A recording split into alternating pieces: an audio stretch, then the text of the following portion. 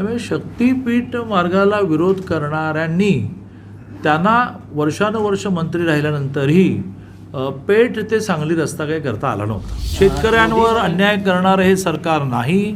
शेतकऱ्यांचा कळवळा असणाऱ्यांनी त्या काळामध्ये जी विमानं, रस्ते, धरणं बांधली, त्यात काय शेतकऱ्यांची जागा न घेता आकाशात बांधली काय?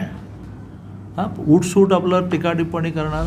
शक्तीपीठ महामार्गावरून देवेंद्र फडणवीस यांची टिंगल-टवाळकी केली जाते, पण आम्ही बोलायला लागलो की तुमची अडचण होईल असा गर्भित इशारा भाजपाचे उच्च आणि तंत्रशिक्षण मंत्री चंद्रकांत पाटलांनी राष्ट्रवादी शरद पवार गटाचे आमदार जयंत पाटील यांना नाव न घेता दिला आहे. वर्षानुवर्षे मंत्री राहून तुम्ही ईश्वरपूर ते पेठ रस्ता का केला नाही अशी टीका देखील मंत्री चंद्रकांत पाटलांनी जयंत पाटलांवर केली आहे. तसेच शेतकऱ्यांवर अन्याय करणारं हे सरकार नाही, पण शेतकऱ्यांचा कळवळा असणाऱ्यांनी त्या काळात विमान, रस्ते, धरणे आकाशात बांधली का असा खोचक सवाल देखील मंत्री चंद्रकांत पाटलांनी विरोधकांना केला आहे. शक्तीपीठ महामार्गाला सुरू असलेल्या विरोधावरून ते सांगलीमध्ये बोलत होते. खूप दिवस झिकझिक चालली.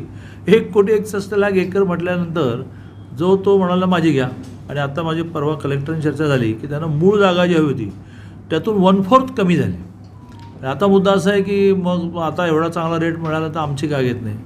त्यामुळे शक्तीपीठ मार्गाला विरोध करणाऱ्यांनी त्यांना वर्षानुवर्ष मंत्री राहिल्यानंतरही पेठ ते सांगली रस्ता काही करता आला नव्हता. आणि त्या मानाने अटल सेतूपासून परवाच्या मिसिंग लिंकपासून डोळे आपले अक्षरशः आश्चर्याने थक्क होतात. असे प्रकल्प उभे कसे राहणार ना? अटल सेतू झाला, लोकांच्या जमिनी नाही गेल्या. मिसिंग लिंक झाली, त्या भागामध्ये समजा खंडाळ्याच्या आतून आपण काढला, पण काही जण तर सफर झालेच ना. आता बरं मिसिंग लिंकमध्ये जायला बरं वाटतं. तसं शक्तीपीठ मार्ग एका कल्पनेने आपण केला की आपली सगळी जी तीर्थक्षेत्र आहे ती कनेक्ट व्हावी. तर त्याच्यात देवाभाऊ नावाने टिंगल-टवाळी करणं, व्यक्ती स्वातंत्र्य आहे, भाषण स्वातंत्र्य आहे, मग आम्ही पण बोलायला लागलो तर फारच प्रॉब्लेम होईल. लादला जातोय शक्तीपीठ असं काही लादला बिदला जात नाही. जर तुम्हाला काही निर्माण करायचं असेल तर काही घालवायलाच लागणार.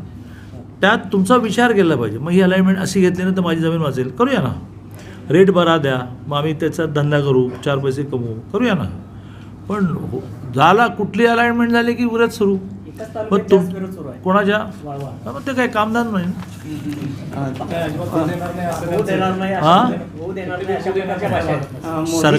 सरकार सामान्य नागरिकाला एखादी गोष्ट कन्व्हिन्स केल्याशिवाय पुढे जाणार नाही.